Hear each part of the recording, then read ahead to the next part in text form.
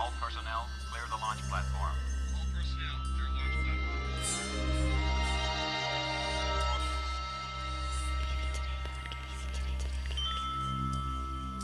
The Leaving Today podcast, the show about the news, history, and attractions of the Disneyland Resort.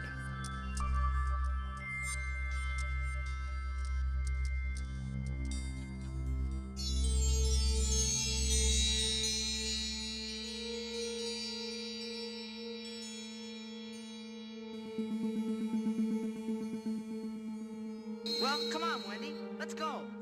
But where are we going? To Neverland. Neverland.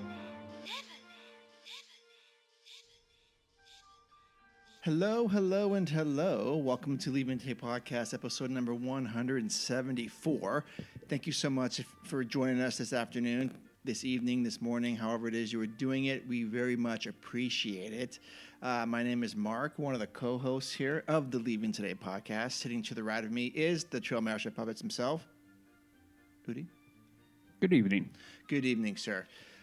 We hope that you find today's show to be good and enjoyable, and hope everything's going okay. We know you have a lot of choices out there for your Disneyland entertainment consumption, and I'm glad that you guys have decided to spend some time with us today. Today's show is sponsored by you, the listeners. If that's something you want to get behind, we can definitely make that happen. Go to leavingtodaypodcast.com, click on the Patreon link. We make it super simple, $1, $3, and $5. For that, you get to be on the show. You get some cool swag. And there's that. We also have T-shirts on the same link on Leaving Today Podcast. Also, Instagram, Leaving Today Podcast. And everything is on there with our fancy link tree. Today is still in the second quarter of 2023. Summer is upon us, so that's the time frame from when we were speaking. Today, we're going to be going over some news and having our friend on, Jay. JJ Bratton, to talk about a recent trip to the parks. He was just there a week ago, I think, and he tried some things, and he's going to share some details about that as well. Lots of news to cover today. Hopefully we can do the randomizer with Jay. I mean, I never know when that thing shows up. You know, the randomizer is random. It did. In fact, I woke up like 3 in the morning because the randomizer was going off. And I was like, dude, I need to shut this thing off. Yeah, I don't know what weirdo. Yeah, absolute weird. Okay, so hopefully Jess will call in today too. I know she's working right now. Yeah, as we're recording, I'm messaging back and forth to get her on. Yeah, make sure we can figure it out. Yeah, and I know people have asked me whatever. Yeah, she's busy with work. We are in touch on a maybe not a daily basis, but probably 3 or 4 times a week. I talk to her practically every day. Okay, well, Udi's got his own connection. I do. I've known her for 20. Wait, how many years now? Wait. I don't know. I've known her for 11, 12. 7. I've known her for 12. 13. Well, I actually met her before she joined the show at the chalet. Mm-hmm. And I didn't even know it was her. Mm-hmm. Okay, funny. Anyways, no opening question today. Although, actually, I want to try something. We've never done this ever before. I want to see if this works out.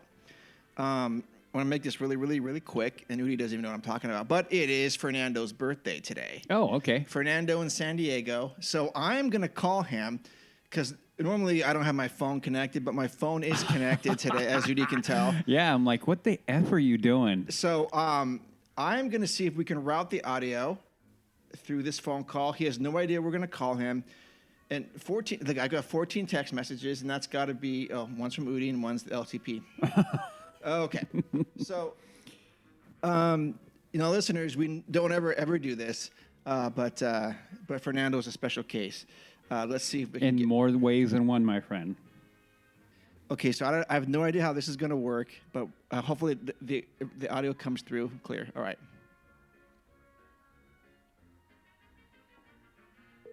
Oh, it's ringing. Here we go. It's ringing. Here we go. We got to wish him happy birthday. He's probably drinking right now. I hope so. On a Sunday? On his birthday? Fernando. Is this Fernando? Hey, how's it going, man?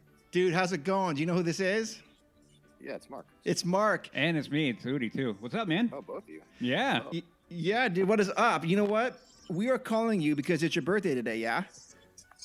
Yesterday. Oh, dude, I'm sorry. We're one day off though, but still. We are recording a show right now live, and I just wanted to try something new to see if I could actually route the audio and surprise you with a happy birthday wish from us.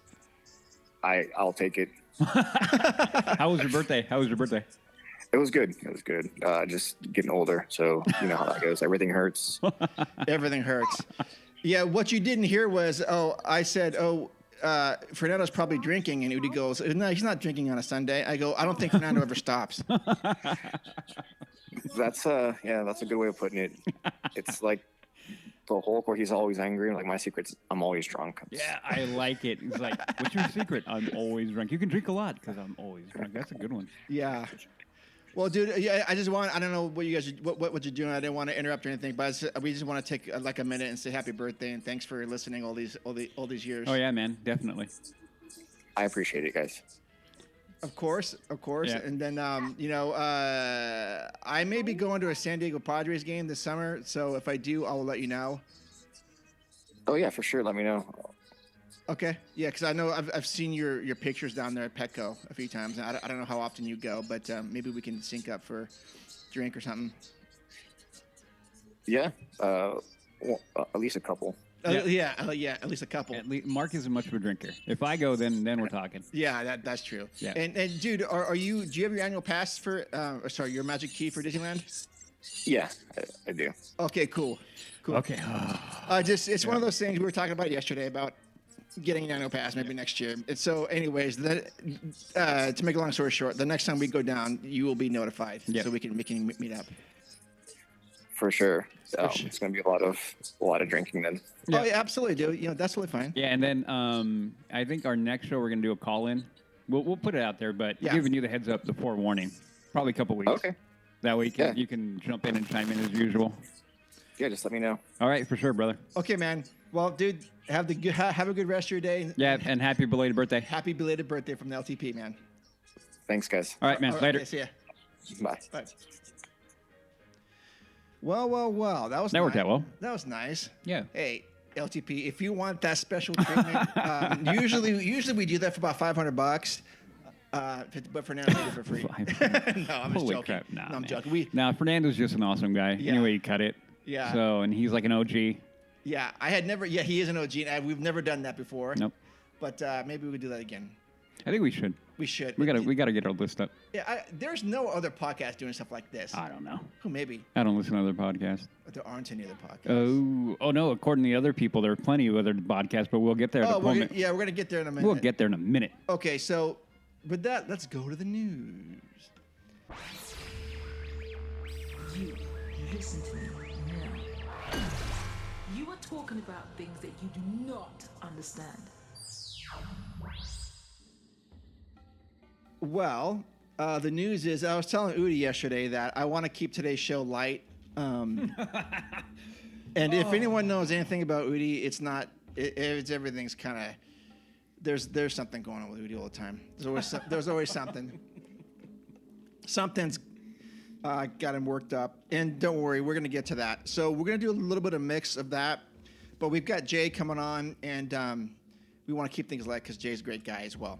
Yeah, the concern is always that we don't want to be negative all the time. No, we don't, but I want to call some stuff out. Yeah, we got to call balls and strikes, and some people don't like that, and I completely get it. Sure. Because if you don't want to be, taking any negative energy, and when you talk about it, it's difficult. And so I get it. And so when you guys, if I run off on a tangent and I run off on a rant, and I always try to end it with, look, I'm saying this because I care. It's not because I'm just angry and Disney sucks or I'm mad at or whatever. It's not it. It's literally legit me going, hey, this is our company too. I mean, I don't have a stock in it, and if it keeps on dropping any further, I'll probably buy the dip. But anyway, I'm not going to go. You should buy the dip. I think I may buy no financial advice, but I may buy the dip. But yeah, my whole point is that it's because we care. Yeah, absolutely. So it may be hard at times to listen to, and a little bit like, oh man, but. We gotta know, man. Yeah, we gotta know, and actually, that might lead us off with a negative thing, and that's fine. I don't care. So, what I do appreciate is people leaving us reviews, good or bad. Yep. and we got a 1-star rating a couple weeks ago, whatever. I might read it to you. Do you want to read it? No, I'm not going to read it. Okay. But basically, we were called morons, and you shouldn't listen to us because we don't know. And thank you for pointing that out because I'm too much of a moron to know that I'm a moron.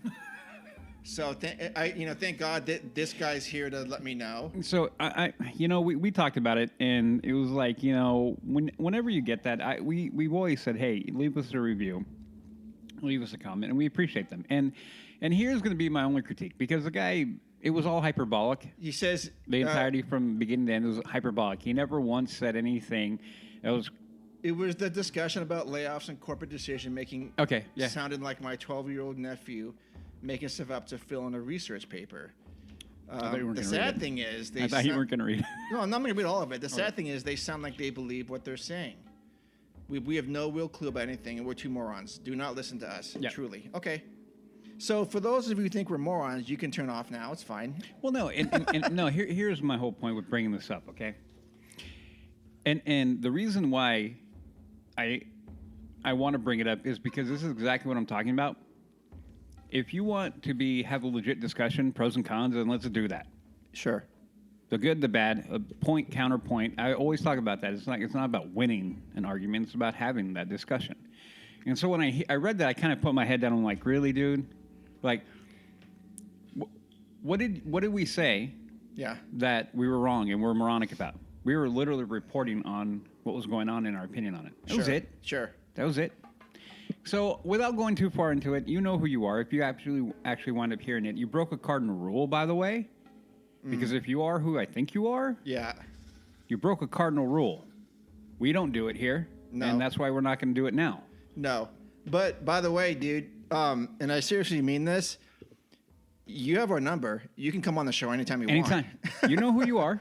Yeah, If do. you want to come and have a discussion and call balls and strikes along with us, then you're more than welcome.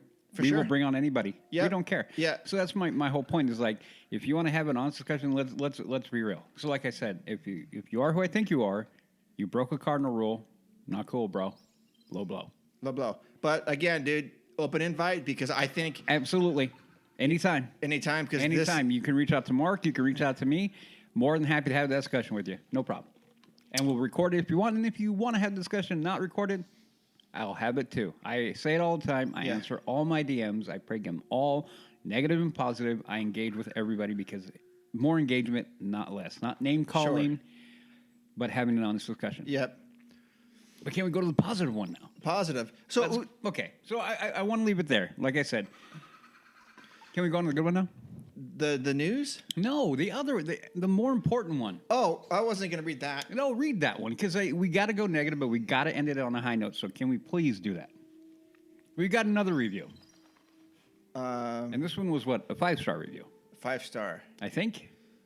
Well, yeah, a 5-star.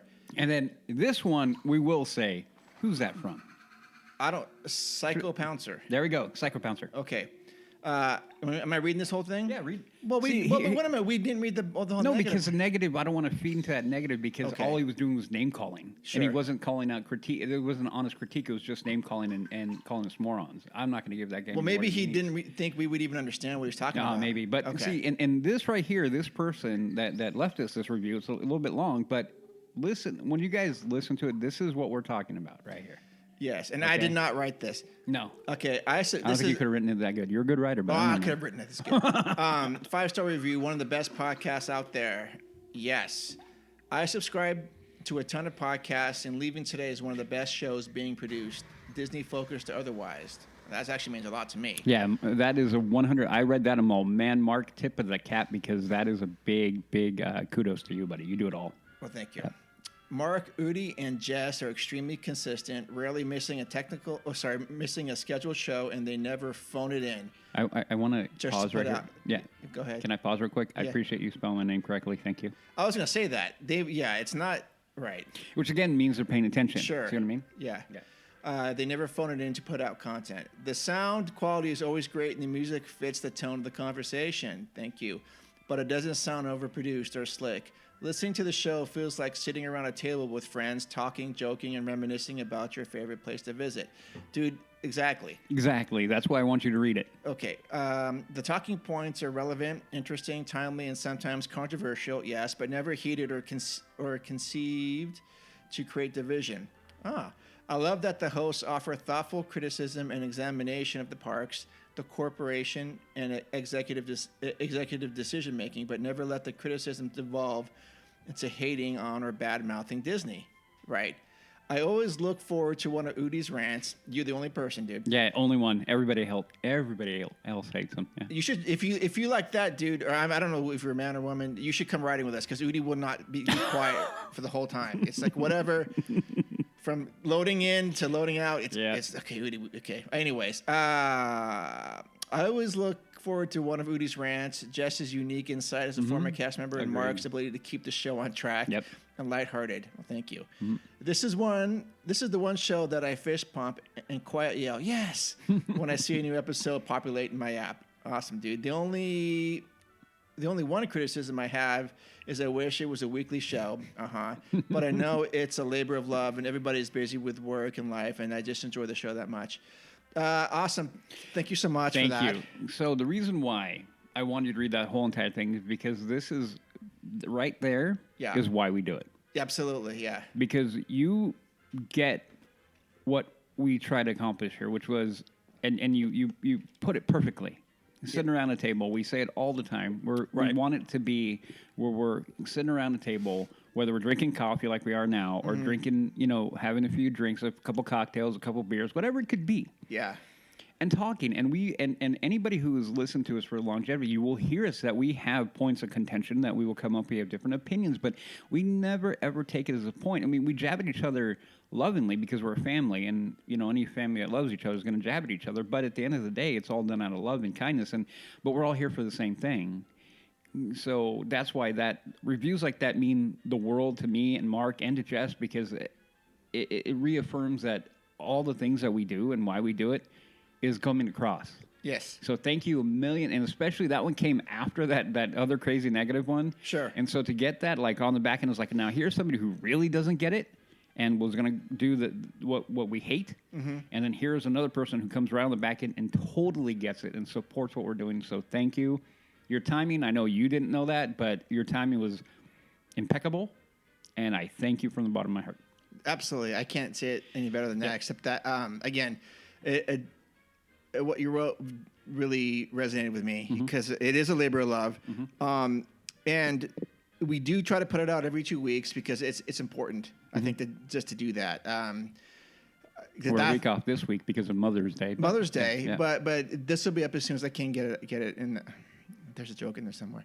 I don't want to go there. Okay, I will post it as soon as I can. Yep, How about that? Let me phrase that. I like that. Much better. Yeah, we don't ever really want to phone it in, even though there are some times where I felt like, actually, there have been not many times, there have been a couple of times where I'm like, oh, you want to record this week? I don't think so. But are we due? Yeah, we're due. Okay, let's do something. And I hope it doesn't come across as this just... as this is kind of putting it together. I mean, there may have been some times during the shutdown that we were like, okay, well, what are we going to talk about? But we made it work. Yep. So anyways, enough about that. Thank you so much. Thank we will continue to do the show. Yep. All right. Now, news items. Star Wars Galactic Starcruiser closing permanently in September. The announcement comes after months of disappointing occupancy. The Galactic Starcruiser debuted just over a year ago. While bookings were at capacity for a while, the current operations had reached a point where there were only enough guests to fill one dinner service. Low occupancy cruises were being canceled, and rumors indicated that Disney was opting to not renew many entertainment cast contracts. They began offering discounts to DVC members and cast members recently as well. Starcruiser won the TEA Thea Award for Outstanding Achievement in Brand Experience. That is the Themed Entertainment Association. Before Star Wars Galactic Cruiser opened, it went through waves of selling out, followed by mass cancellations, right before the grand opening in March 2022. Blah, blah, blah.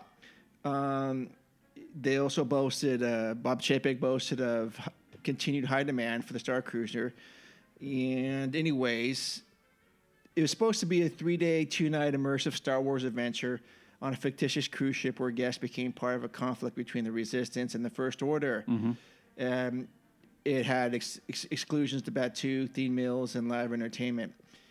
Yeah, the high price tag, the trip started at about $4,800 for 2 guests for a standard cabin, queen-size bed, and 2 twin-size bunks. The price increases if you add more guests, upwards of $6,000 for a standard cabin.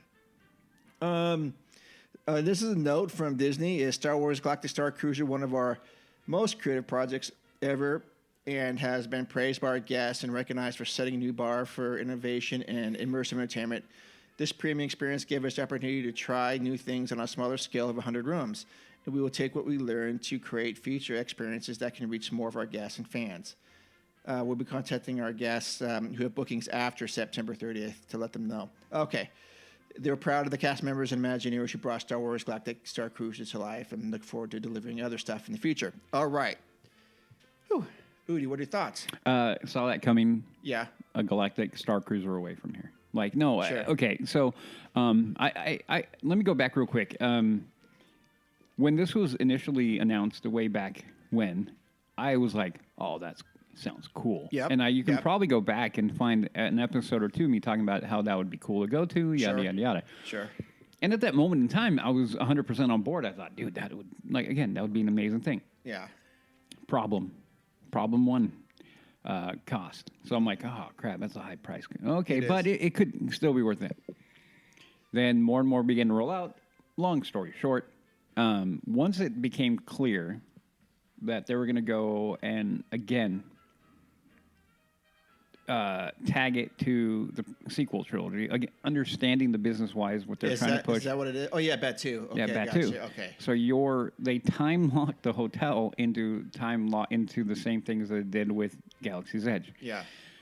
That has been a problem from the beginning. I love the idea and the concept behind it because like they're saying, their spin on it, and I'm air quoting spin on it, is like, oh, they're trying to be innovative. And I get that. And to a level, yes, it's very creative and it is outside the box. The problem is that they picked the wrong era.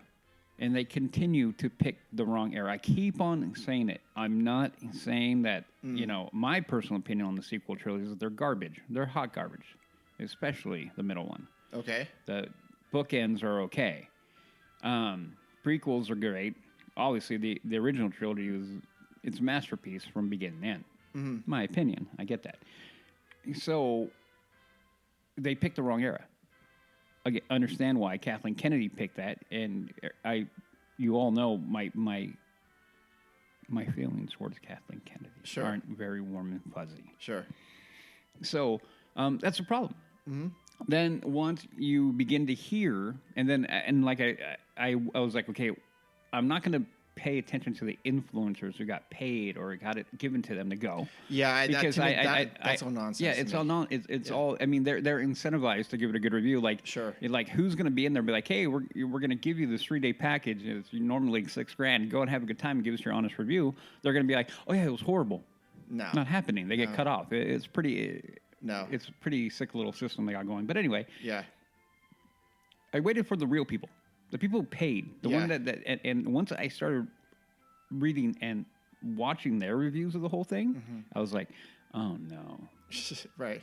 And that's really what it was. So, Yeah. really what happened is that the initial offering, the excitement over it, once the reality of it came through, that's why you saw the drop off. Yeah. Period. Once the word got out that this is not what it is, Right. or is not all it's made out to be, boom, the bottom dropped out of it. Yeah. So it's a huge black eye to Disney, a huge black eye to Lucasfilm, and a huge black eye to Kathleen Kennedy, because my understanding is she was one of the main people pushing for this. Okay. Well, I don't disagree with everything you said. I mean, I agree with most of everything you said. But a black eye, maybe. But I do want to give Disney credit for thinking outside the box and going, okay, this is a new entertainment theme thing that we might be able to do. And then I was thinking, gosh, okay, what if there was like a Harry Potter experience or like a Lord of the Rings experience? Okay. Where I was like, oh, Okay, I might okay. do So that. here's the thing, though. You're hitting the nail on the head with that, is because you're right.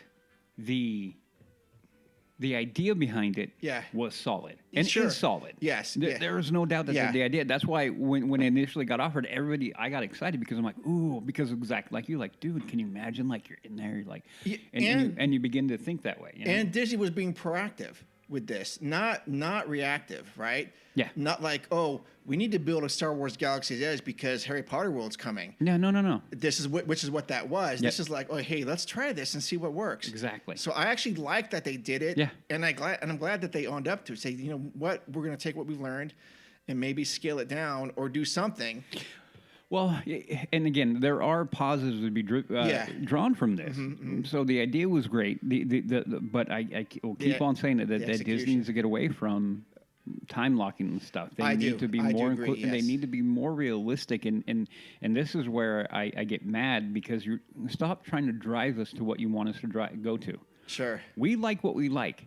Give us more what we like, and I don't care. Like over and over again, sequels, prequels, original. Yeah. They each have their fan base. Everyone has their fan base that they grew up with, but overwhelmingly, they all originate from the original. Yeah. If they would have, again, like to you, and maybe I'm talking to you and the people in my age range, and you know, kind of lean towards the original trilogy. But you take everything that you've heard about that, and then just swap all the characters out, and you put original trilogy characters. Sure. Mind blown. Yeah. Mind blown. That's what I'm talking about. It's the connection with the characters that makes or breaks that. So Harry Potter, how many people love Harry Potter? They did this, gangbusters. Sure. Lord of the Rings, gangbusters, because there's no like back and forth with this. Those are set in time. Those are set trilogies. Yeah. That's set there. There's no controversy on which one's better. This one, there's none there. Right. So the fact that they went there, they picked the wrong one. They picked the wrong trilogy. Right. So, but it'll be interesting to see what they do in the future. Agreed. Yeah. Agreed. I hope, you know, it'll be interesting with, you know, obviously nothing been announced on what they're going to do with the building. Maybe it'd be a Spirit Halloween store. Maybe. I already saw that meme come out, by the way. My brother sent that to me. He's like, he sent that to some Amanda show. He's like, too soon? And I started laughing. I'm like, nope. No, that's awesome. Yeah. But again, you know, I think you bring up some really good points, and I hope that they learn from this. Almost the same way. I don't want to jag my too much, but it's like the same way Star Wars Galaxy's Edge, the concept that they pushed on people. We understood that you are leaving Disneyland and going to a different land where they don't know what bathrooms are, or they don't know what cell phones are, or even currents, or you know, U.S. credit or whatever dollars. Yeah. But, and I totally got that. I absolutely got that. But it turns out the common theme park goer, Disneyland goer, not having it. No. Which I found was like, really? You know, you have that weird moment like, oh, man, because you want it to work. Because the idea is it's a good one. It's a great one, yeah. And you want it to work. But again, I keep on going back to it. Yeah, it's like, whoa, we can't find Disneyland shirts here. And they would have no idea what Disneyland is. Exactly. People go, I don't want to know about that. Yeah. So, but I would actually dig that. Again, Right? that's why I keep on saying. The time locking is a problem. It and is, if they're yeah. going to time lock it, they did it to the wrong spot. There are so many things they could revitalize the whole thing. It would not take the big thing it would take would be to unlock it from that time. Yep. And then retheme a couple little things, redo a couple things, and then boom, you will watch that place explode. I would bet a month's salary on it that's what would happen. I would. Okay. I would totally do that. Gotcha. Yep. All right. Reopening date announced for Peter Pan's Flight at Disneyland. Peter Pan's Flight will close for refurbishment beginning June 5th, according to the Disneyland Resort calendar. It will open on June 30th. Cool. Mr. Toad's Wild Ride, Alice in Wonderland, and The Little Mermaid are also closing for refurbishment on June 5th, but will be open on June 16th. Not much going on there. These two Fantasyland rides are in the same building as Peter Pan's Flight, so the refurbishment may have to do with the entire structure rather than individual rides. Which a lot of people always forget about that. Yes, they do. It's one big building, so yeah, you gotta do. If you're gonna do it to one side of the building, like you pretty much gotta do, you might as well do it all. So it's gonna be offline for how many days? Couple weeks. Yeah, a couple weeks. 25 10 days. days. No, 25. No, June. Oh, June 16th. Yeah. But Peter Pan's Flight will be back on the 30th. So Yeah, so that one's going to be for 25 days. The other ones are going to be down for 11. yeah, I think people will survive. Not bad, yeah. For sure. 10, 11 days, and even a couple weeks for I mean, Pan, knowing Pan, that is a lot more machinery to deal with. Sure, yeah. Yep. Absolutely. Yep. All right, next news item is downtown Disney District transformation to conclude over the next 18 months at the Disneyland Resort. I'm stoked about this. Yeah, I can't wait to see this. Now, first announced at Destination D23 2021, the downtown Disney District reimagining has slowly progressed over the past couple of years. Now, Disneyland Resort President Ken Potrak has revealed that new and enhanced retail and dining offerings will arrive in the next 18 months, which would put a projected date around the end of 2024 for the project. Downtown Disney District at Disneyland Resort is currently undergoing a transformation that includes several new shops and restaurants on the way. The new spaces to be constructed are inspired by the mid-century space age look, which was incredibly popular in California during the 1950s and 60s.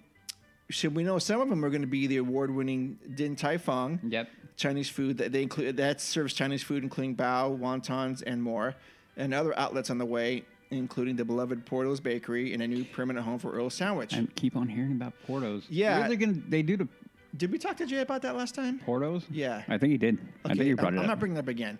You might bring it up again. You so- will bring it up again.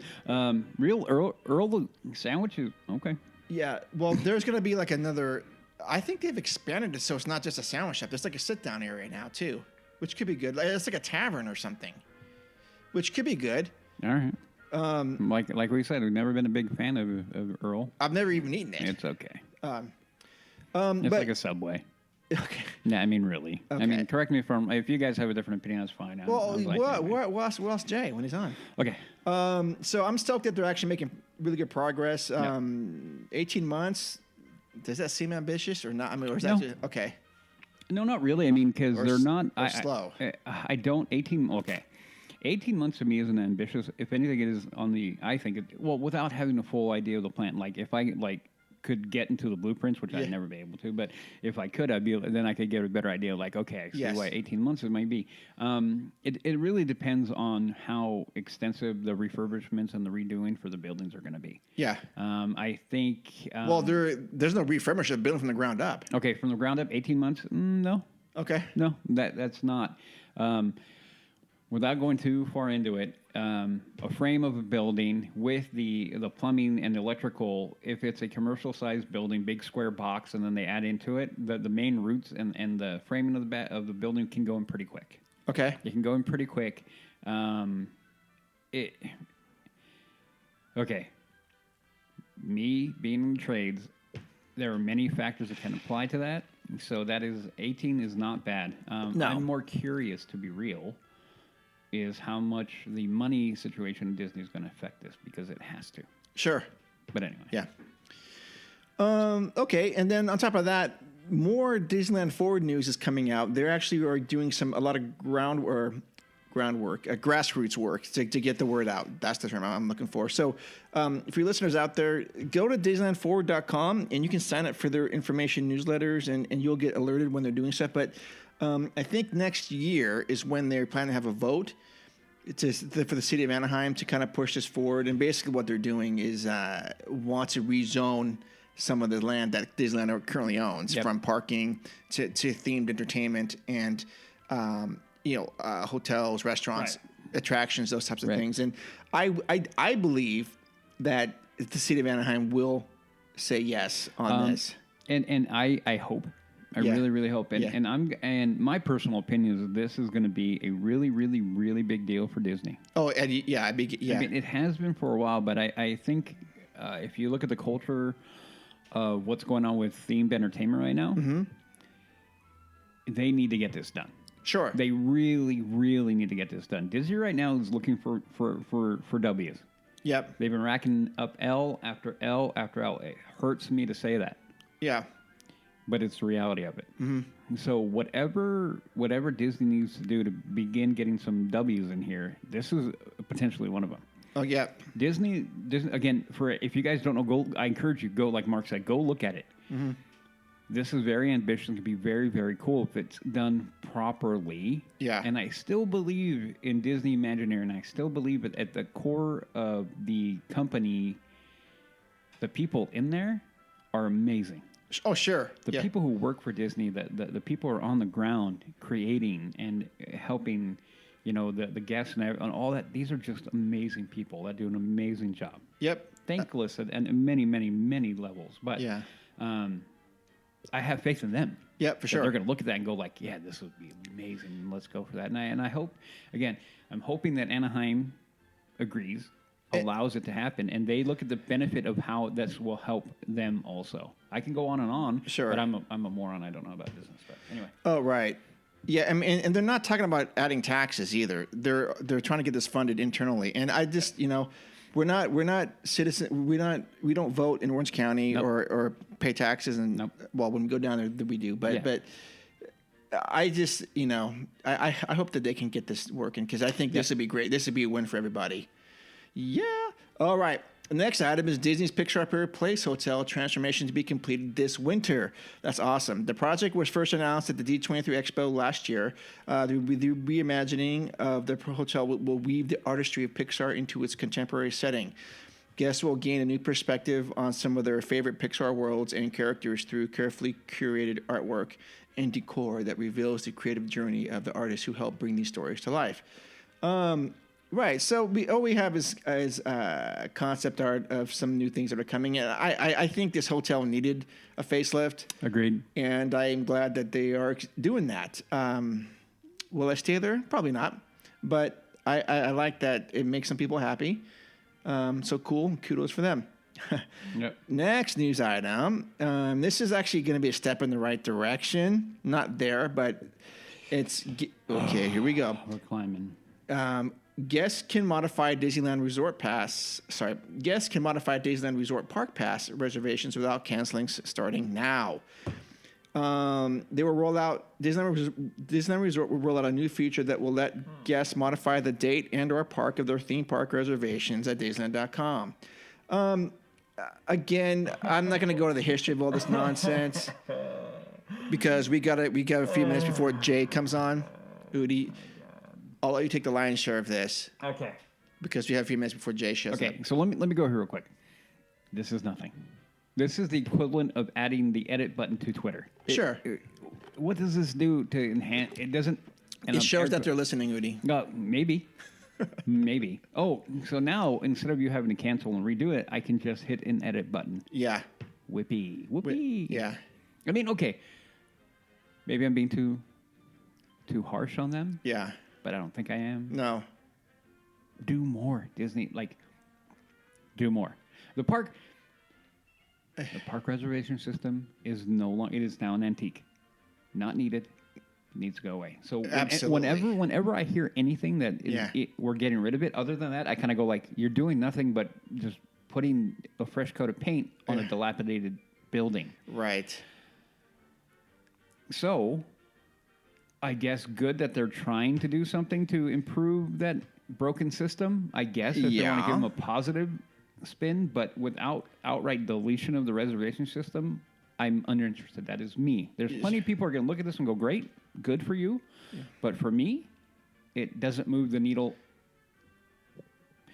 I won't go as far as to say it moves it back. No. But it doesn't move it forward at all for me for this. Okay. When it comes to APs and everything, everyone who has one, Magic Keys, I'm glad you have them. I'm glad you're going. Sure. I'm super happy that you get to go to the park. Yep. And I'm not trying to downplay that. No. At all. No. So, but yeah, for me, it's just like, no. I expect more from Disney because I've seen what Disney can do. Sure. That's me. That's my No, you're right. I think we're at the point now where we need to go back to pre-pandemic operations. Yep. It wasn't broken. It was never broken. No, it worked perfectly fine. I bet we could make the argument that was probably the pinnacle of the AP process was right before the pandemic. Yes. You look at how that system worked, even within the reservation system. Yeah. It was still firing on all cylinders. So I'm trying to figure out in my mind why. I mean, again, we're outside of the pandemic. So are they just continuing to be in that pandemic mindset or I still think they like the control aspect. And that could be it. Like, I feel like we're missing a very important piece of the puzzle as to why they continue to run it in this way. We're missing a factor because when we look at all the evidence that we have we don't come like 1 + 1 + 1 = 3. We're like 1 + 1 and then we have like a thing, and we're at 5. We're like, wait, how do we get to 5? Like, what is the missing number? Yeah. Or we're missing a division or a multiplication in here that we're not getting that equation. The equation doesn't add up to what we have in front of us. Yeah. So that's why I'm like, what are we missing? Right. What are we missing? That's the way I feel. So that's why until they eliminate this or give me a reason like this is why, Yeah. then I'll be like, okay, well. But I mean, again, I hate beating a dead horse here, but there were 5 annual passes.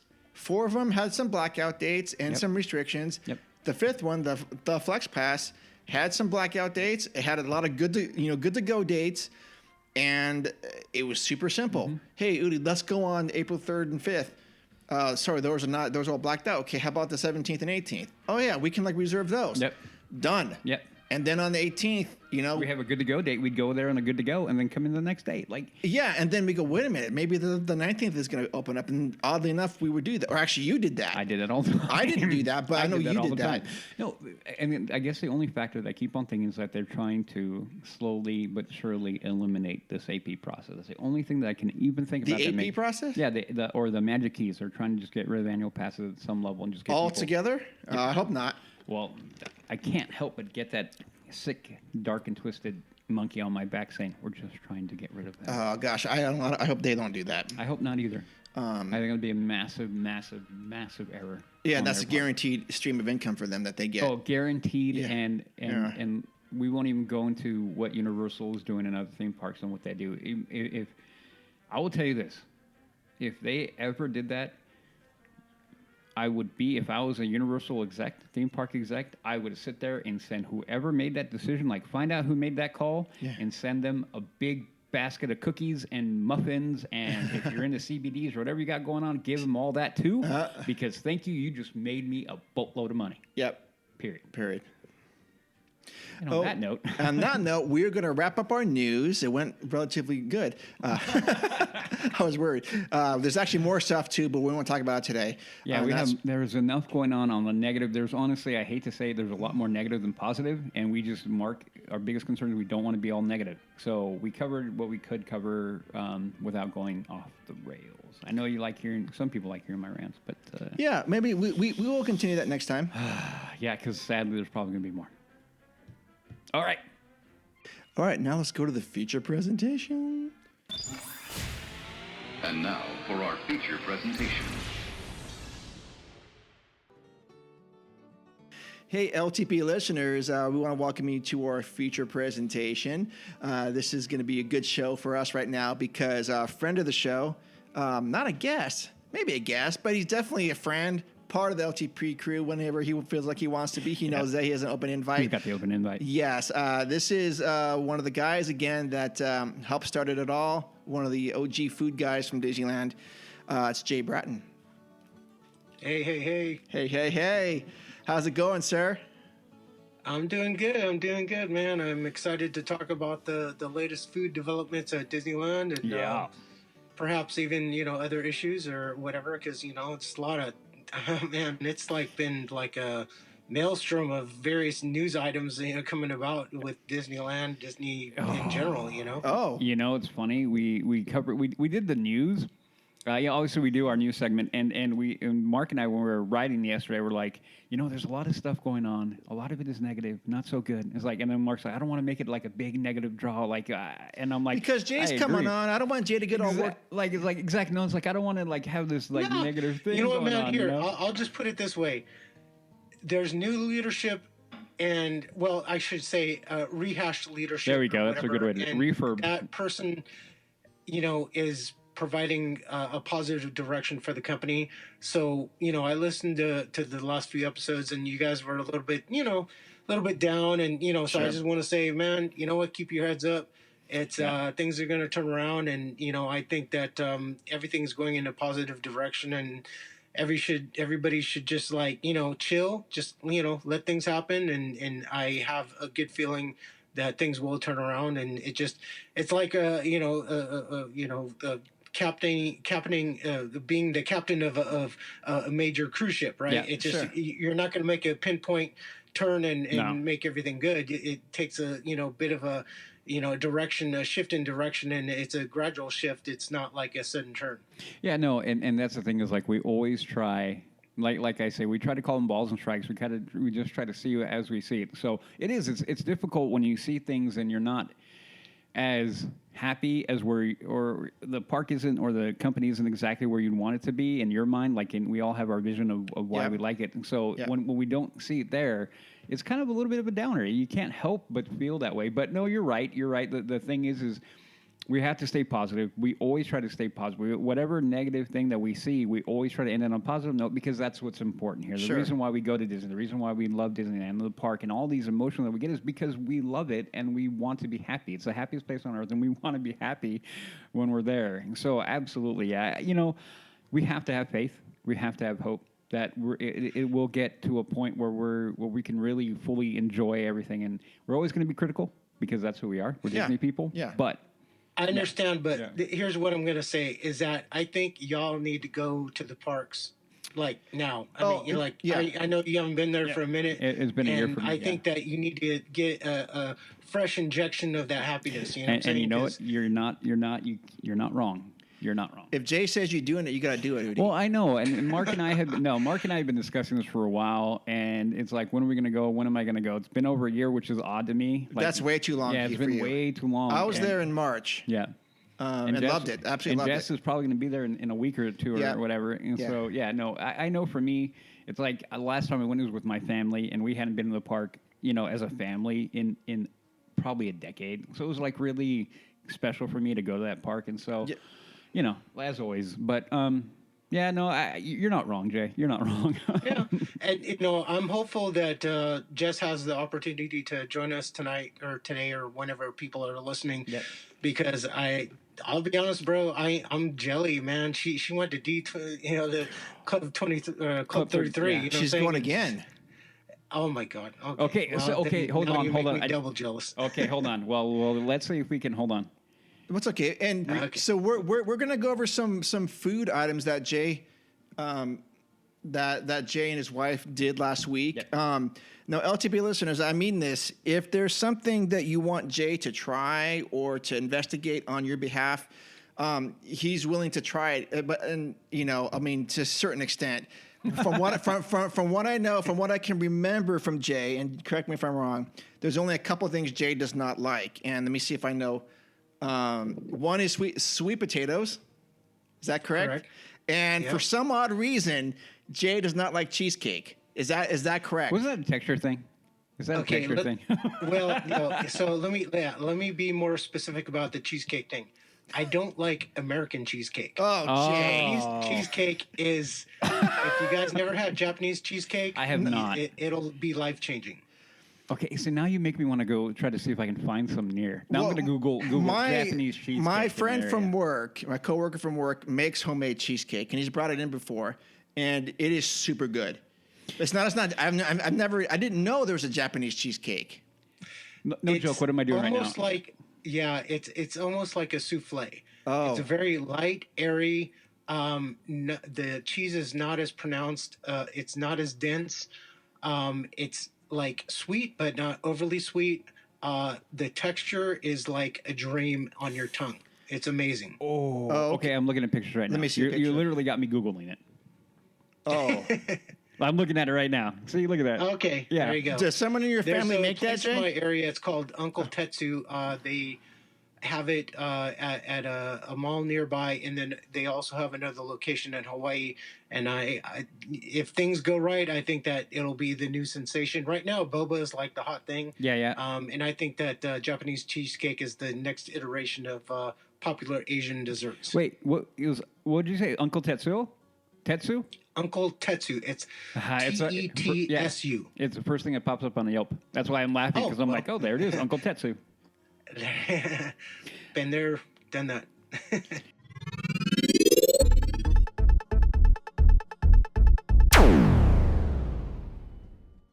All right, LTP listeners, we are going to go through a food journey with Jay and Jess. How's it going? Hi, guys. Hi. Jess has joined us, which is great. So I know a lot of people have been asking. Everybody's The happy. world has been waiting for you, Jess, to show up. Everybody's happy but Sorry, me. I'm a hard-working woman. She's very hard to track down. I talk to her every day, so it's not like a big Oh, deal. Udi. Oh, hush. Gosh. There you go. Okay, so no, Jess is still alive and she's right here, but yeah, she's showing up because Jay's here. So Jay and his wife went to Disneyland a couple weeks ago, and they did try some things that we really want to talk about. And he sent us a nice photo gallery of these pictures. Yep.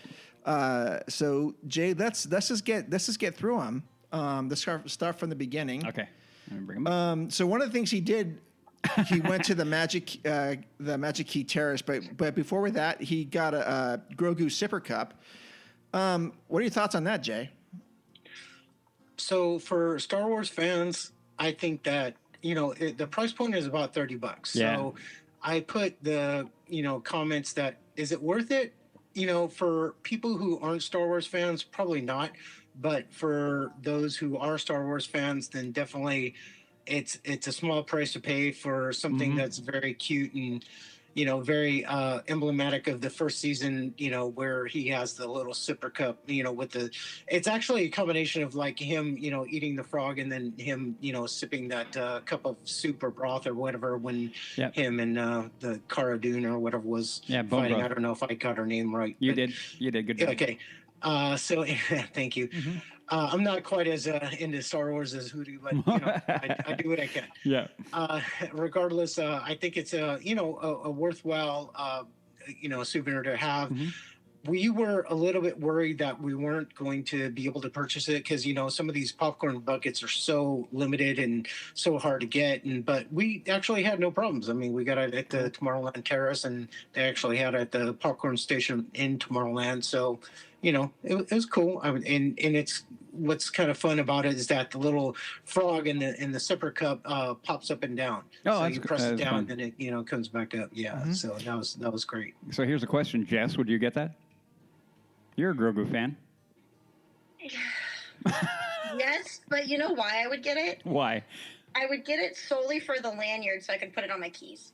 Oh, really? Yeah, it is a cool lanyard for sure. Yeah, I would get it solely for the lanyard, and that way I could have it on my car keys. And then, even though 13 would be mad at me because then I would remove the lanyards she's made me, but that's okay. Oh yeah. Don't rep your friend's company or anything. Yeah. Yeah. True. Okay. There we go. Next one. Okay. So we're at the Tahitian. That's at the Tropical Hideaway. There we go. And it looks like you've got some lumpia in there.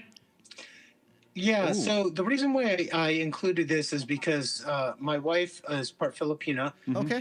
And so she knows all about lumpia. Yeah.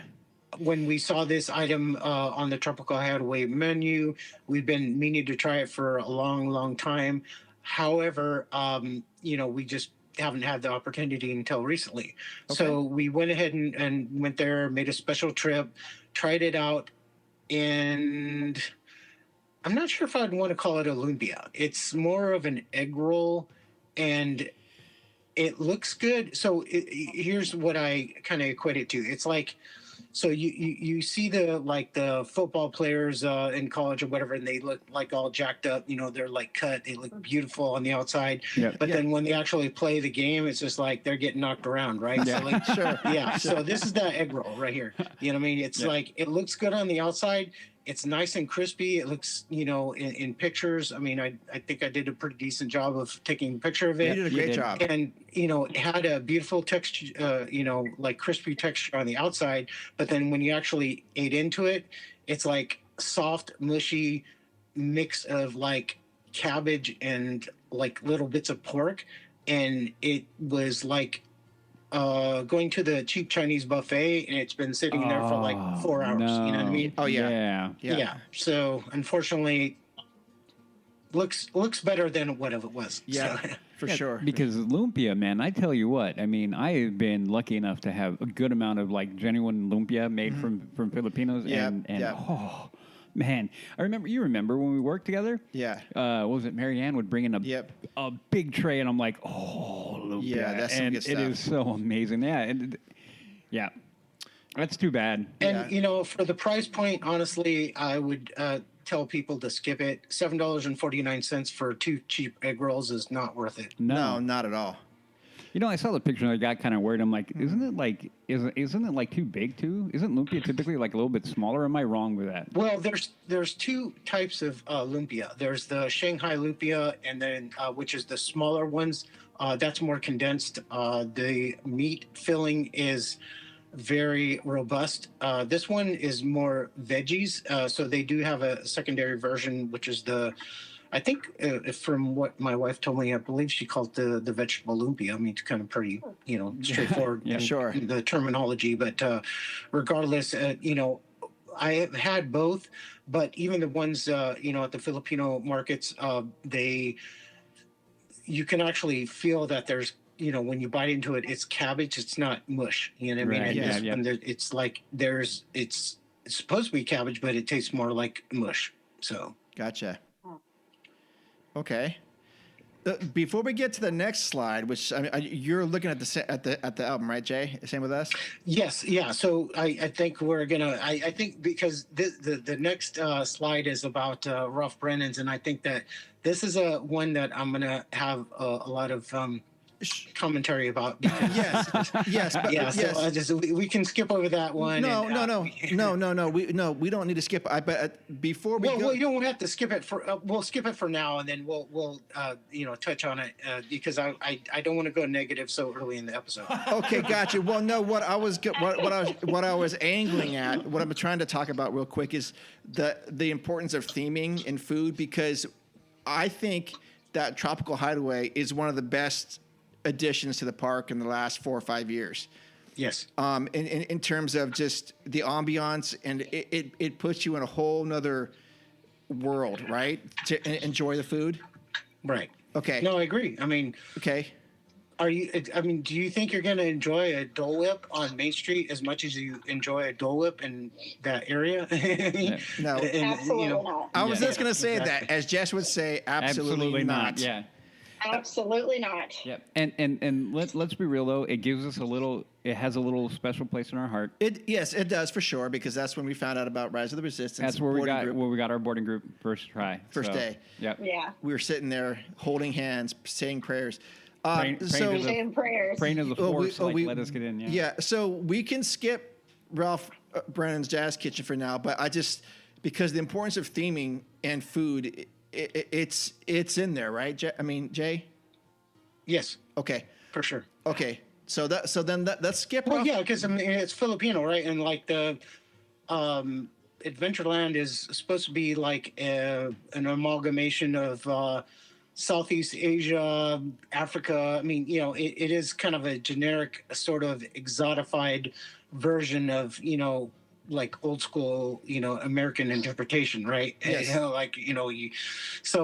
That's the thing is, and I'm okay with that. I mean, I'm not here to like judge, 1950s white males. I'm here to like enjoy, the land for what it is. It's the exploration of international cuisines and locations that are basically foreign to most people from America. Yeah, for sure. Oh, okay. So we're gonna skip Ralph Brennan's Jazz Kitchen. And we're gonna go to a place of many questions. Well, and the question is what's gonna happen with it. But anyway. Oh, the Hungry Bear restaurant. Yeah. He has a picture of a very refreshing drink. He put a text on there. What does it say? Water lemon lemonade. Watermelon. Watermelon lemonade. What did I say? Water lemon. Water. Did you say water lemon lemonade? I don't know what I said. It looks great. Jay, we're drinking coffee. What do you think about this? This is more geared towards my wife's palate. Okay. If I'm going to be like using calories for a drink, I want it to have alcohol. You know what I'm saying? So it's just like if I'm going in, I'm going all in. You know what I'm saying? Yeah. So it's just like if you're gonna pour syrup in there, make it sugary, then guess what, baby? Boost it up. You know what I mean? Like okay. make me feel it. And it's just like for that price point. I mean, $6 isn't. $6 is not too bad. No. But at the same time, $6. Throw a little floater on there or something. So. whatever. But anyways, I tasted it. It's decent. I mean, it's really good. It's definitely refreshing. Definitely a summer drink. The lemon flavored boba. It was a surprising sort of I don't see Bubba. I guess I see extra Bubba. element to it, So, I would say for the people who are alcohol drinkers, this would be up their alley. Okay. And, that's more my wife's speed. So that's great. And the other thing that we also got there as well was the Phantasmic Seat Cushion.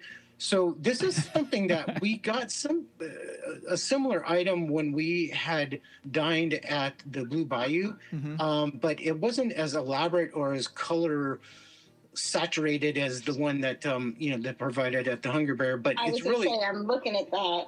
yeah. I mean, I think Jess wants it. Okay. No, All right. Mark. Wait, Mark, no, look, come no, on, come Mark. on. Oh, she already has it. Oh, I don't have it. There you go. I've got a There you picture. go. I've That's got what I a. was trying to see. I was like, mine doesn't look as saturated as yours. It could that be the photo. picture. Yeah, I mean, I don't know. Maybe it's just my camera or something. You know, But the funny- well, I don't yeah. know. Does yours say in the bottom middle, "Made in China"? Yep. Made in China. There you go. It's probably the same thing. It's just my camera kind of picked up the colors a bit better than yeah. your Yep. video or Yeah. something. That's I've had that thing for years. Yep. Okay, well then it's probably the same thing, But it was new to us, so I'm not sure. I guess we Oh, hadn't you seen it had to have before, it. I maybe love it. because of the pandemic and everything. Just one of those things that we didn't realize that it was available until now. And yours even has the Mickey head cut out at the top. Oh, there we go. I got you guys. Yeah, mine has the. Does it? I think Yeah, yours does. I think yours does.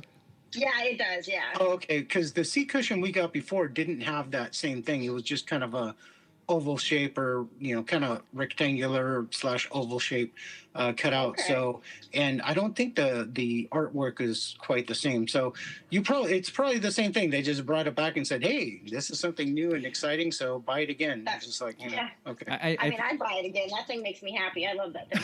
Well, I think I've got a picture of you using that as a pillow when we're in line for Indiana Jones.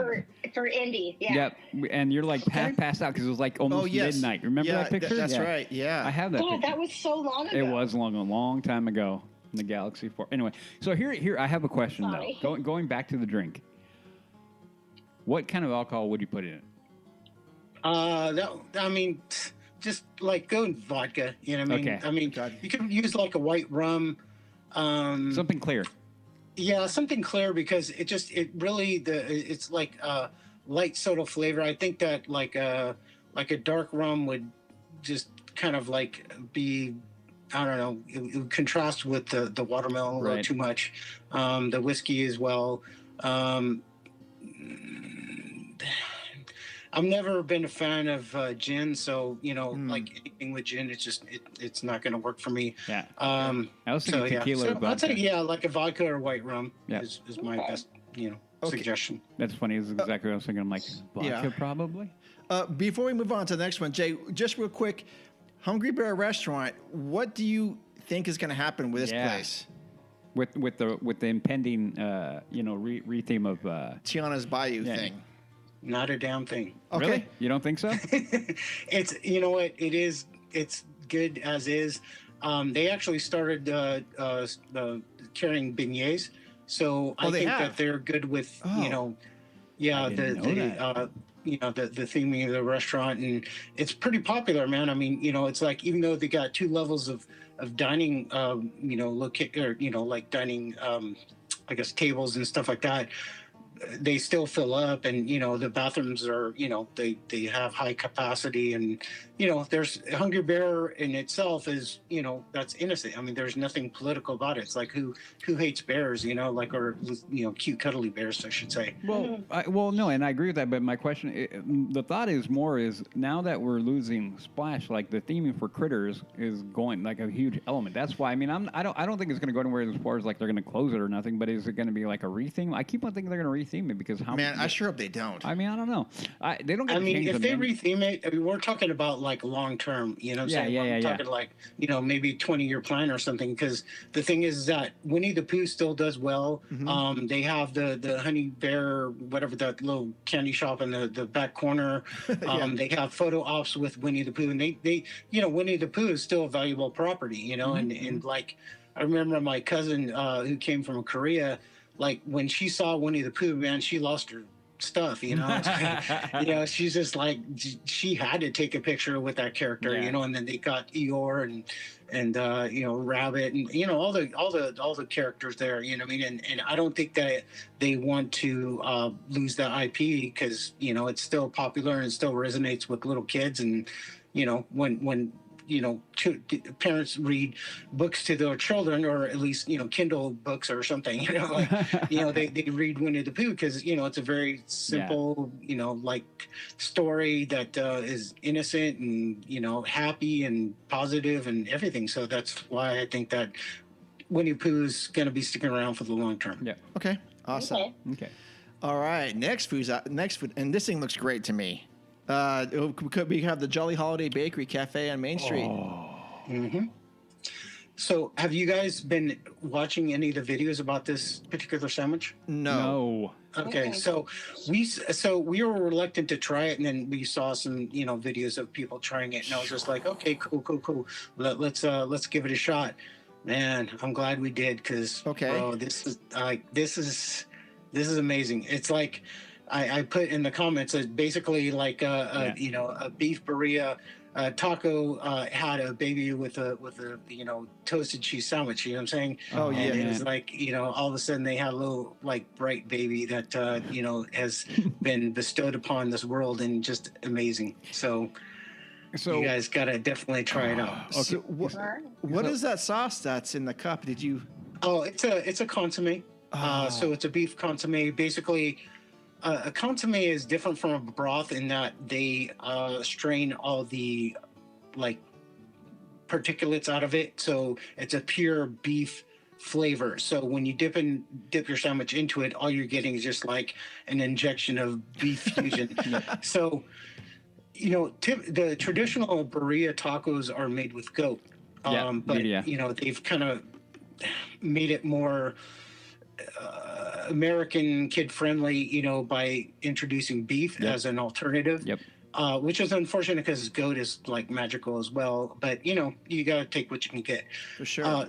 Regardless, the flavor combination is amazing. I think actually, I'll be honest, man. I think that the sourdough toast is a better vehicle to to accentuate the meat than toast. Than the tortillas. Mm-hmm. Well, so when I saw that, I'm like, birria. I've made birria. I made birria with my mom. Okay. So whenever this pops up in any recipe, I'm always very curious because I'm like, wait a second, like how good is it? And especially when you're talking about like the park, not to undercut the food, but birria being very, I want to say, very ethnocentric, right? It's a very specific recipe. So I always get a little worried, like, how's it going to translate? And especially not only for flavor, but just the amount. You know what I mean? Like, you got to reproduce a quality recipe for thousands and thousands of people. So I'm always curious on how something like birria will translate over. So when you say this, I'm like super happy. I'm like, oh, good, because I saw the picture and then I was like, oh, that's birria, and I'm like, oh man, it looks great to me. Yeah. I've never tried that, but I would absolutely get that. Birria is really good, man. Next time I make it. Have you guys had, because it's been around for a while? Have you had the beef birria tacos at Cochina Cucamonga? No, I have not. No. Okay. No. That one is amazing as well. I like this better only because it's a bit lighter, but either one, I mean, you can't go wrong. The beef burrito tacos at the Cochina Cucamonga, they're like really dense. So it's like the beef and cheese in the tortilla shell that's been deep fried, and then they put the same consomme. Yeah. So when you dip into it, it's all that magical taste. And that's something that's like when my wife and I, we go to the parks, even though we'll like order other food, like let's say for the, like the various festivals and stuff like that, we'll still go out of our way to get that to take home, and then we just warm it back up in the toaster oven and heat up the consomme in the microwave oven, and it doesn't lose its flavor. It's amazing. Yep. No, is there something, Jay, that you think you might add to your visit every time? The sandwich or almost? The sandwich. Yes. But the thing okay. is that this is not something that they keep on the menu constantly. Oh, they don't. So yeah. So if you see it on the menu, go for it. Okay. Because it's one of those things that I'm not sure if it's seasonal per se, but it's like intermittent. So definitely if you see it on the menu, go for it. Okay. Get it. You won't regret it. Yeah, because birria, if you know how to cook it, it is not an easy. It's a time-consuming recipe to make. Yeah, it is difficult. Yeah. And to be honest, I mean the beef is a touch stringy, but I'm not going to complain because man, this is theme park food, and they're executing it at the top level with this particular dish. Yeah, and that's what I'm saying. So that's why I'm happy to hear that, because like I said, it's one of those things that it takes time, and if it's done right, it's going to come out good. Sure. So And Jess, is there something you would try? Probably. Probably. Yeah, mostly because I'm a saucy type of person, so like the sauce sounds really good. And you like meat. Yeah. And I like meat. Jess, do you like French dip sandwiches? Yes, I do. Okay, well then you're gonna love this. Okay. Okay. Good. Flat out. Yeah. Oh, okay. So we can split one, Jess, if. Okay, cool. It is a bit heavy. I'll be honest. We only were able to finish about a quarter of it again, but that's only because we have to be judicious about our stomach space. Because we try so much food at the parks. It's like you have to be conscious of how much you're gonna eat, and when you bite into some food, already it's gonna be like like taking up a lot of real estate. Sure. Okay. Yep. And again, LTP listeners, if there's something that you want Jay to try, he probably will try it. Within reason. So just send us a message, and more than likely he'll get. I mean, he'll either will say yes or no. It's no big deal, but more than likely he'll say yes and go yeah. So just please reach out to us, and he'll do it and come back with some good news or some bad news, as it were. All right. Heading over across the Esplanade now, I guess. Is that where we're at? Yeah. Okay. I'm curious about this one. Smoke Jumpers Grill, mango lemonade with, what is that, chamoy? Mm-hmm. And fresh mango. Yep.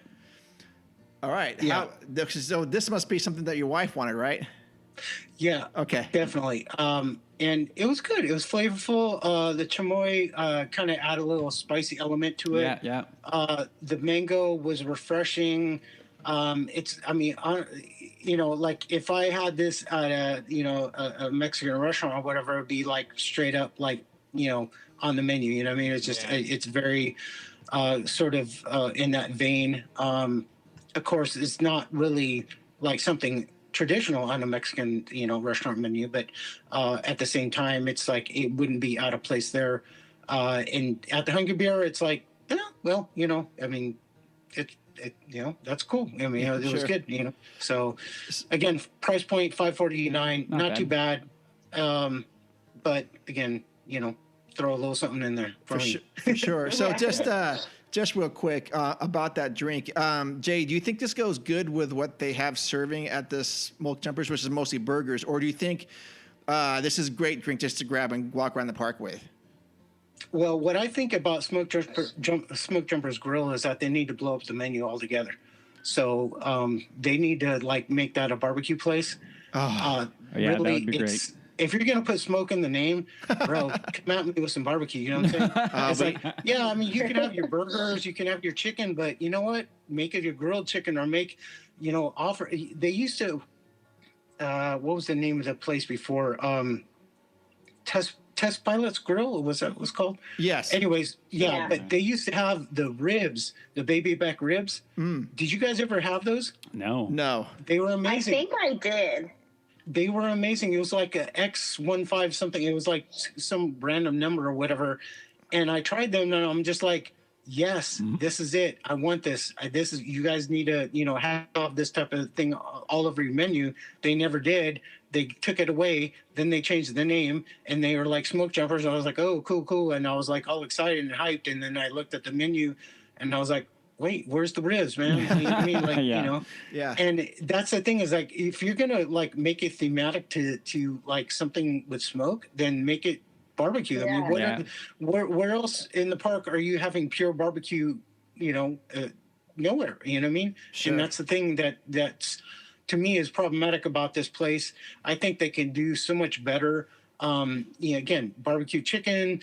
They can reintroduce the menu that they used to have. Excuse me.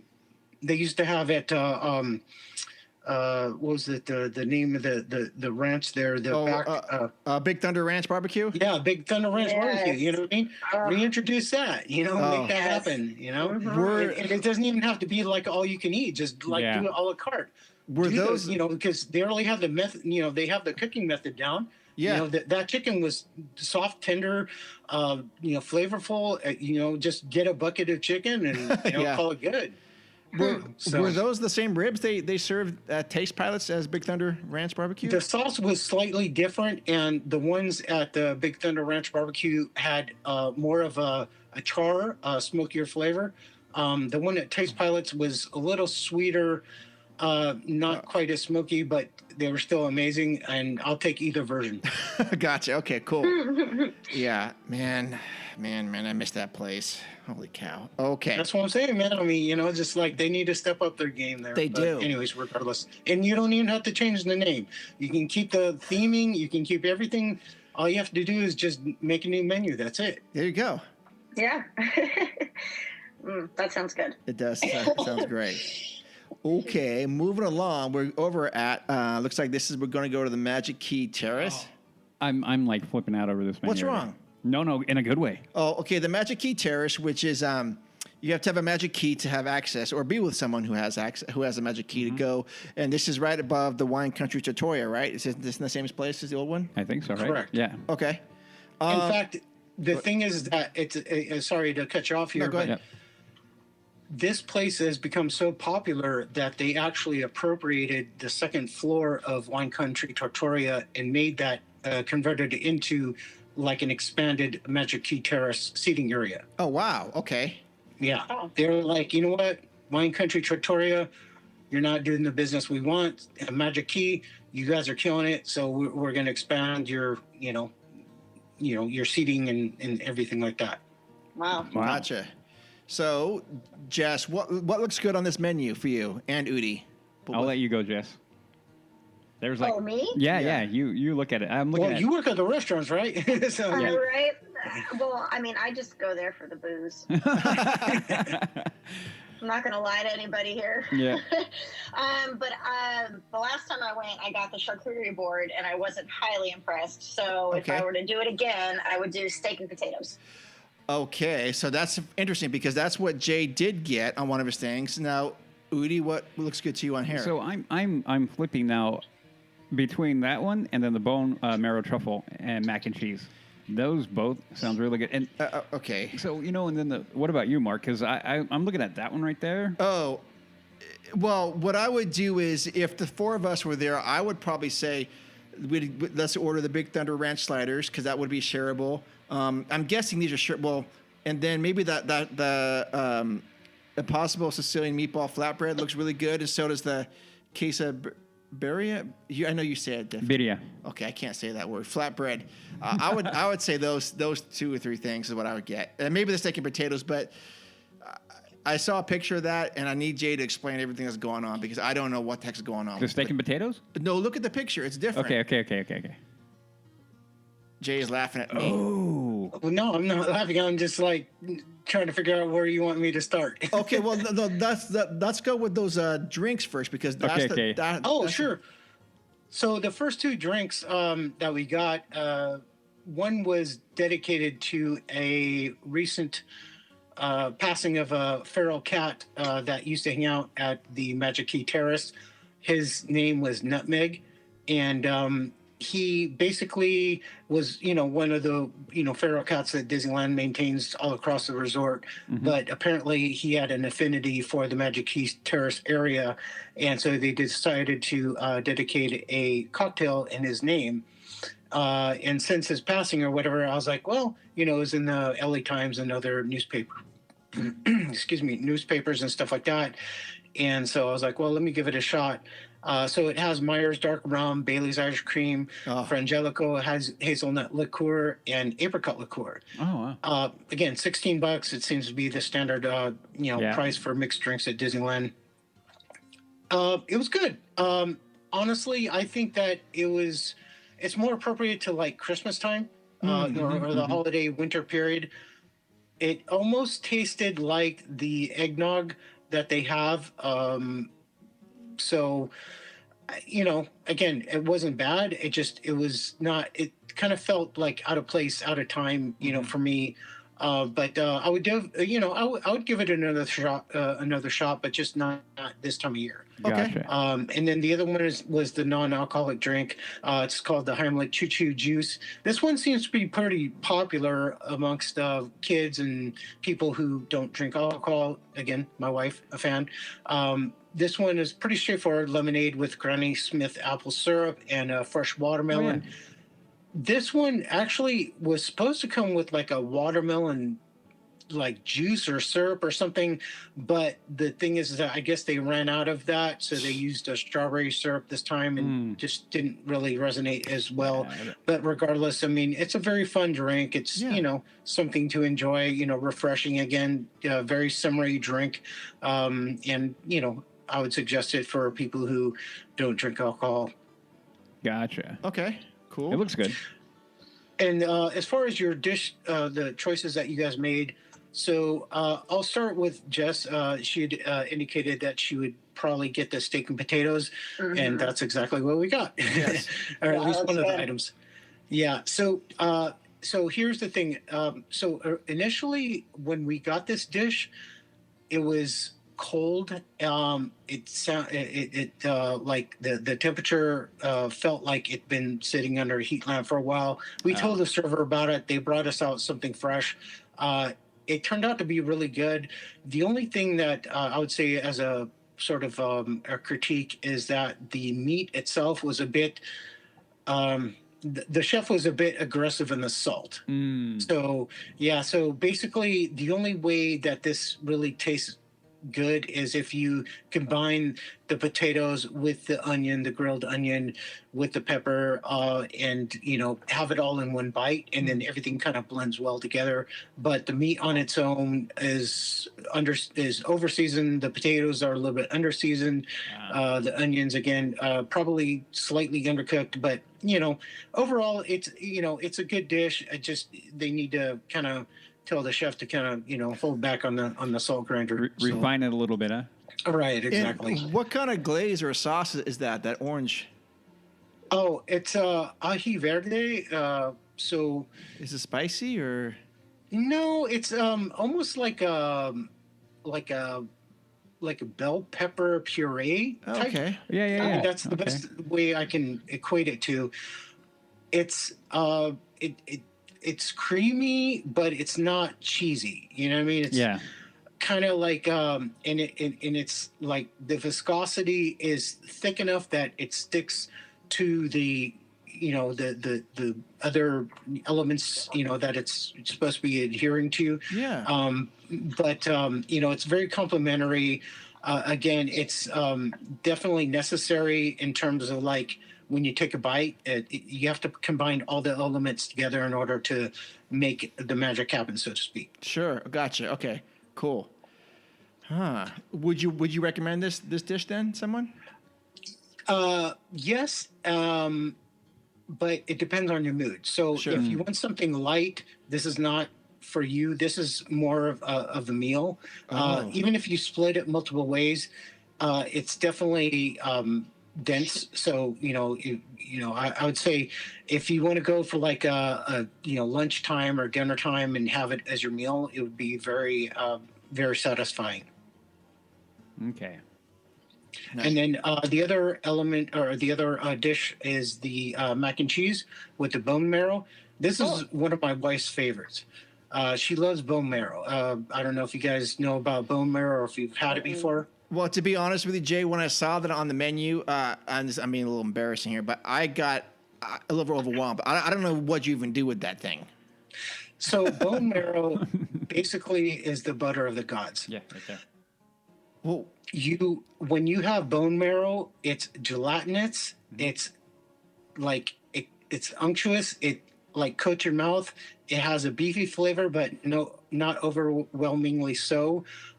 It complements any type of beef dish that you'd have, and then you mix that with the truffle cheese. Oh man, it's amazing. You cut into that? Yeah, that's right there. I'm trying to point. I'm pointing out like this is where the marrow is to Mark. So yeah, I guess I'm just very naive with this whole thing. So you slice it, you can cut into that. Or what bone is cut in the middle, and the center portion That right there. when you cook it, then that is what it is. I mean, that's what marrow is. Oh, gotcha. Okay. Oh, I see. I'm blowing up. I'm actually enlarging the picture and pointing it out exactly. This right here is Yeah. the marrow, not there or there. But So there. so you would cut that out. You would eat, yeah. Oh, gotcha. Okay, I understand now. Okay. I'm sorry, Jay. I'm very naive with this stuff. No, that's okay. I mean, so I cook Jess is marrow. laughing. So when you get it from the grocery store, usually bone marrow, it's not sliced in half like that. So it's this one is definitely like a restaurant cut. The ones that you get from the grocery store, you cook it down, and then it's like basically like a piece of bone, and then you have to scoop it out from the middle. This one, like you scoop it out from the middle, but you don't have to work as hard, because that's what the restaurant wants to do. But that's the reason why that there's that little crispy bread on the side, because you put that marrow on top of the bread and you eat it separately. And then if you can notice that there's little green flecks, that's parsley. So parsley has a little bit of bitterness to it, so it offsets the richness of the bone marrow itself. Wow. I would do that. I know you would. I'm highly impressed. This is like a theme park food. Yeah, no, and the thing is that if they did it right, that's good. That's like really that's a little bit more highbrow. You know what I mean? If we want to put it that way, It is. Put it that way. And did they do it right, Jay? Everything was great. Pasta was slightly overcooked, but then again, my wife and I prefer pasta al dente, which means slightly undercooked, so it has a little more texture to it. This one is a little more mushy. Okay. So yeah, it's I'd say this is for the people who eat standard American food on a daily basis or whatever, this is more up their alley as far as the texture of the pasta is concerned. Gotcha. It's also kid friendly, but for people who eat at better Italian restaurants, that type of thing, they prefer al dente versus this type of pasta. Okay. Excellent. And then the other one was the Impossible Sicilian meatball flatbread. Yeah. This one is another one where they're doing vegetarian right. Oh, okay. Yeah, this one this one was slightly undercooked. I mean, that's the only issue, but actually it turned out well because I only had a bit of it, and then we took it home, and then when I recooked it, I made sure that it was cooked thoroughly. But the initial impression was like it was slightly undercooked, but that's okay. Again, the Impossible, I swear to you, the Impossible meatballs, I wouldn't be able to discern that from a regular meatball, the way that they combine the spices and everything. And texturally, it just it feels like a regular meatball. It was amazing. And I would, if anyone's a vegetarian, this is definitely something I would put number one on your list, because it just it's that amazing. The dough of the pizza crust was nice. I mean, it was, again, slightly undercooked, but you can always ask the kitchen to heat it up more. But at the time I was willing to forgive that because I was taking it home. But afterwards I heated it up, and the texture of the dough was great. I mean, it wasn't too thick, wasn't too thin. It was just right. Yeah, this looks absolutely great. Yeah, it does look good. So, and then the last thing I want to touch on, which I didn't include in the photos this round, but we've had in the past, was the churros. So if you see on the menu there, that is one of the most popular items they have, the house-made churros. And you've had the churros, you know, at all the carts around the park and stuff like that. This one's like next level. You know what I mean? Ooh. This one is crispier, more dense, but still light and fluffy on the inside. And then the Irish cream dulce de leche and the salty caramel ice cream. Oh man, that sounds amazing. It is. And definitely, if you guys ever go there, you know, for the first time, for sure, get that because it's a home run. Wow, that sounds really good. That sounds really good. And it sounds like it's very shareable too. Is that right? Oh, for sure. Yeah, definitely. Because it is rich. I mean, you know, the Irish cream, you know. Sure. The cream, the Irish cream dulce de leche is, you know, is definitely rich and creamy. Awesome. I'm going to go. Okay. Yeah. No, how does that sound, Jess? Does that one sound pretty good too? Yeah, that does. I would try that. Okay. Yeah, definitely. Right on. I think that would be just as, you know, I think that would be right up her alley for sure. Yeah, I think so. I think so. For sure. All right. So what's the next item here? Well, we can skip over because I had posted a drink that I had at Hollywood Lounge. Nothing memorable. Then we went to Pim's Test Kitchen since Ant-Man and the Wasp just came out on Disney Plus. We wanted to check this out. This is a new concoction that they had released. It's called Experiment 7290. It's a cookies and cream cold brew. So it's a chocolate cookie, basically Oreos, cold brew with a sweet cold foam. Oh wow! It's something that. So, like me, I'll be honest. I don't like coffee, but my wife does. And even if you don't like coffee, but you're willing to tolerate, or you're not against it, like let's say in a tiramisu or something like that, right? Then definitely get this drink because it's like sweet but not overly sweet. It's chocolatey but not overly chocolatey. It has that back note of the Oreo cookie, so you got a little bitterness there. And it's, I mean, this is like if I wasn't so against coffee personally, I would say this is definitely something that's going to be a winner for everybody at the table. Yeah, I think this is right up Udi's alley right here. I'm in. I'm down. For sure. I'm ready to go in. Yes, please, right now. Okay. Yeah. Nice. And then the other one that we had, just because we were kind of full, so we were just getting little desserts and snacks and stuff like that. Have you guys had that Choco Smash candy bar? No, I've heard about it, but I've never actually seen it. But now Jay's tried it. Yeah, so basically it's like a Snickers bar and a dark chocolate brownie, ran into each other, and this was the end result. Very, very dense, very thick, but it's basically when you bite into it, it's like your mind says Snickers bar, but then when you start chewing more, you're like, wait, this is not a Snicker bar. It's you taste that dark chocolate, so it's not quite as overwhelmingly sweet. Okay. And man, this thing, I swear, dude, I picked this up, and this thing's got to be like a half a pound or something like that. Wow. It was yeah, very dense. I mean, do you see that little in the pictures that I sent you guys? You see, I broke off that little piece. Yeah. That was enough. That's it. My wife and I split that little piece, and that was enough for us. I mean, it was so dense. It was like definitely very shareable. But that's something you'll probably want to, get a Ziploc bag and take home because you're going to want to have it again, but you don't want to have it then, that same day. Wow. For sure. Now, Jay, is that thing served like cold or just like at room temperature? Room temperature. Oh, yeah, just for some reason I thought it was a frozen one. No, okay. If you go, just like you went to like 7-Eleven or something like that and picked up a Snickers bar, it'd be the same temperature. Rack, gotcha. Oh yeah, gotcha. Okay. Right.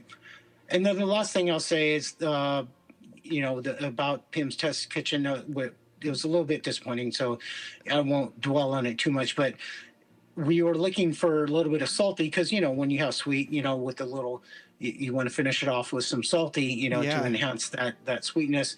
And so we decided to try that candied bacon on the side. Yeah. And do you see the advertisement? Yep. I'm seeing your comparison right now. Right. Yeah. So basically, what they advertised was this crispy, crunchy, charred, beautifully cooked piece of bacon, and what we got, 2 pieces of like limp bacon, and it was just like a bowl of sadness. Yeah. Sad, because I hate bacon, but I love candied bacon. I would get that, but that's really depressing. Oh man, it is. Yeah. Too bad. It is.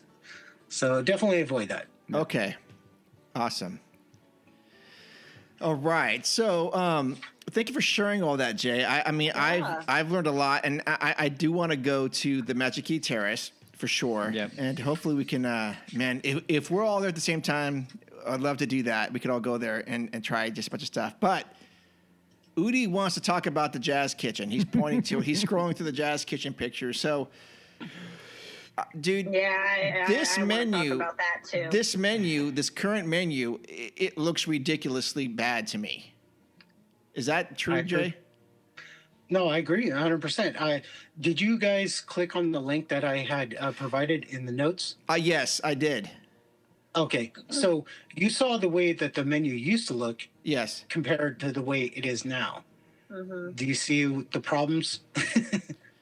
Yeah. So he has the link right here. If you go open up the expanded view. Yeah, maybe. Yeah, look at the info on the menu of the picture. The picture of the menu. Okay, hold on a second. He's gonna pull it up. But all right, so let me just go ahead and start my rant. Okay, go for it. Yeah. Anybody who look, I'm not going to try to be too negative here, but I just want to say that I am extremely disappointed, extremely sad. Why?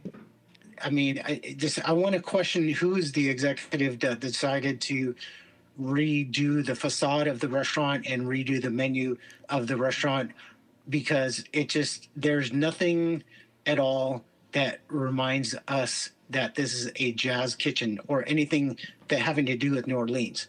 And why they just don't change it to CPK, it doesn't, you might as well, because it's just the menu is like gradually slipping into like generic territory, and just they need to reevaluate their direction, in my opinion, because it doesn't make any sense to me. You look at the starters. What does crispy calamari with Korean chili flakes have to do with New Orleans? Nothing. Nothing. What do Dippin' Tots? Not Dippin' Dots, but they're trying to play on the Dippin' Dots, right? But then they calling it Dippin' Tots.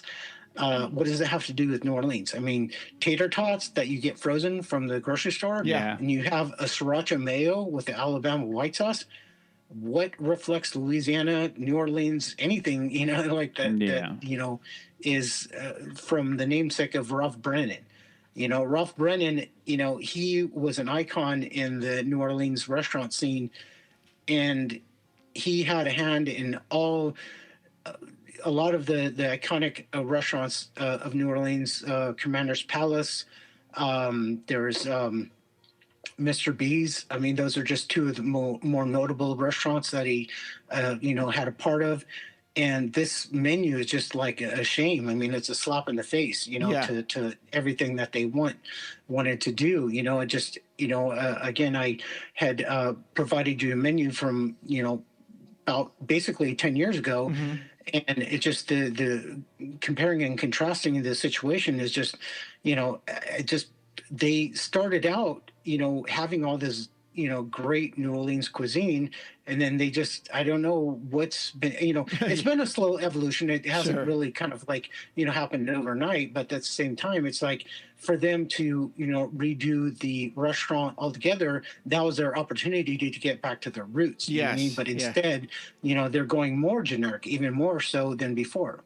Yeah, I'm not looking at the old menu right now, but didn't they used to have a fried chicken plate in there? Yes. Yeah. Where's that?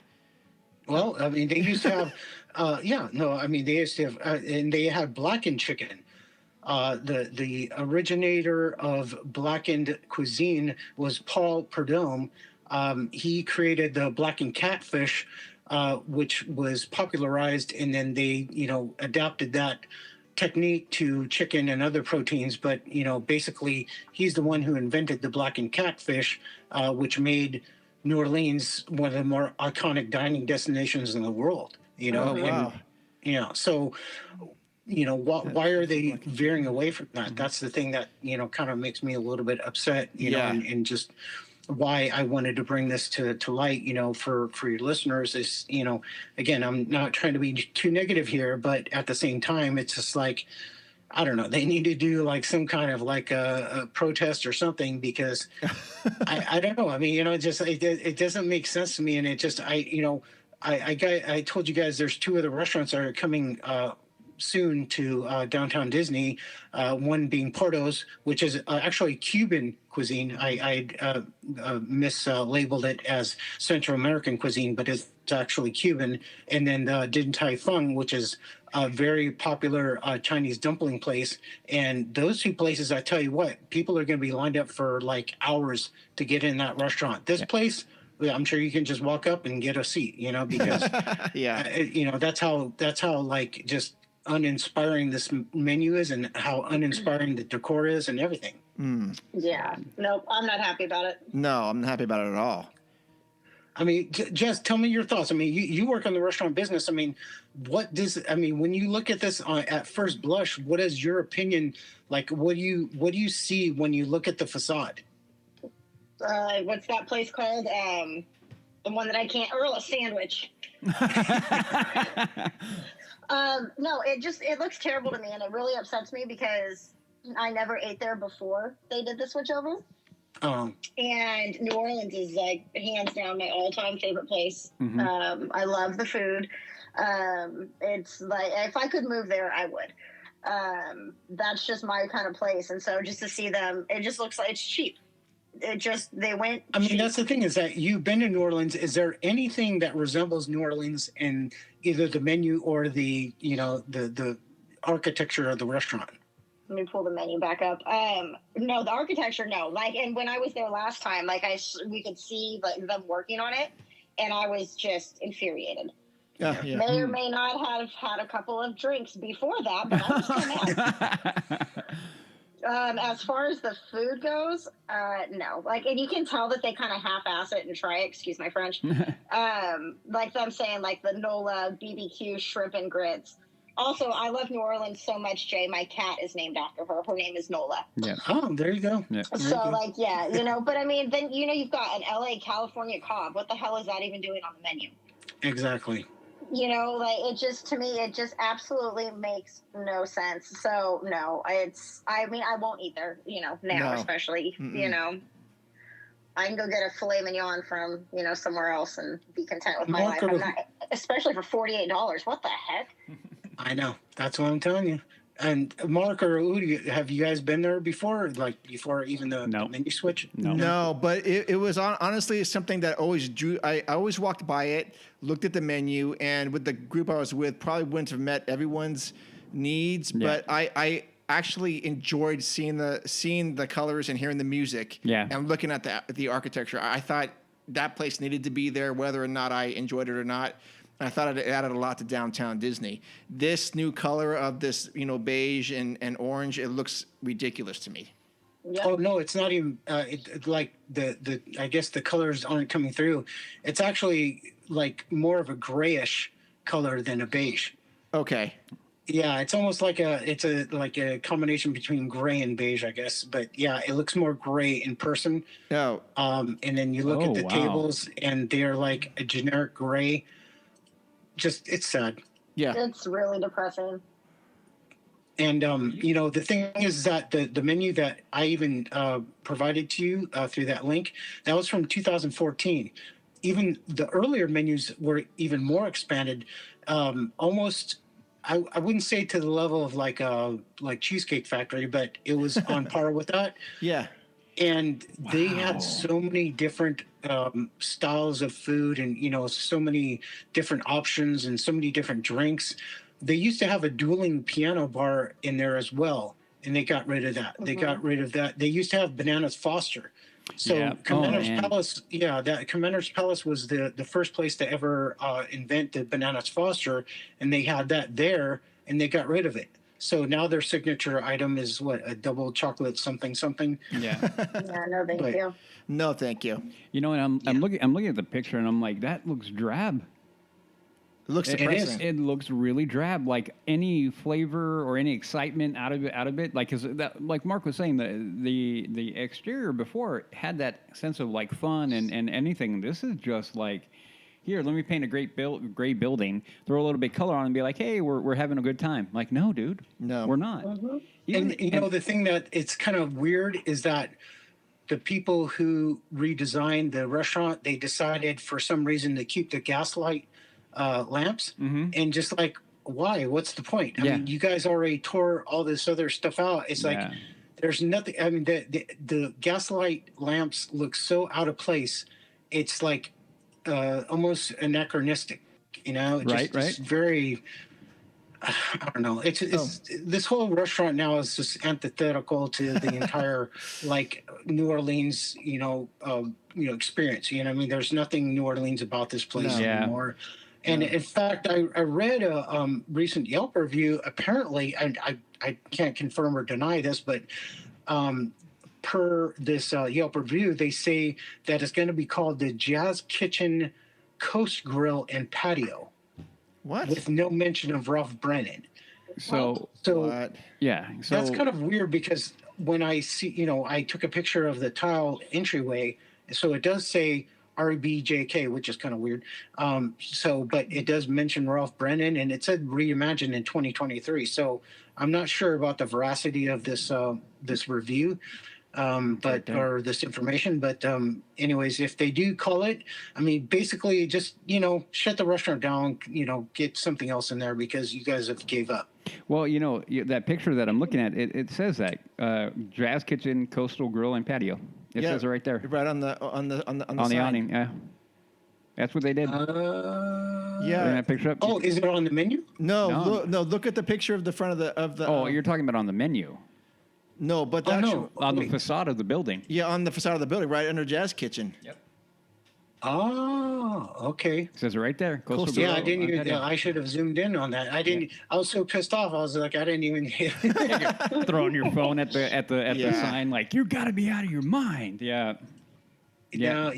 That now that you guys, now that you guys pointed that out to me again, I was so taken aback by the whole, transformation. I didn't even pay attention to it because, and I actually saw the restaurant manager. He was there, and like they weren't opened, yet for lunch service, but the manager was there, and he was kind of like saying hi to people as people walked by, and I almost wanted to flip him the bird.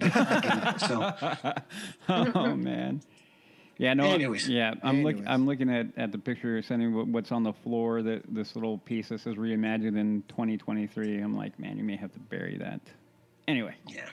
Anyway. So, that's my whole negative sort of thing about the new Jazz Kitchen situation, and just hopefully they'll change it sooner rather than later. But I appreciate people's patience in hearing my rant. Oh yeah, for sure. I love it. Yeah. Yep. And we are up against time now for Jay's overtime now. So working a double. I know. So we probably don't have time to go through all these right now because I know Jay's got to get going.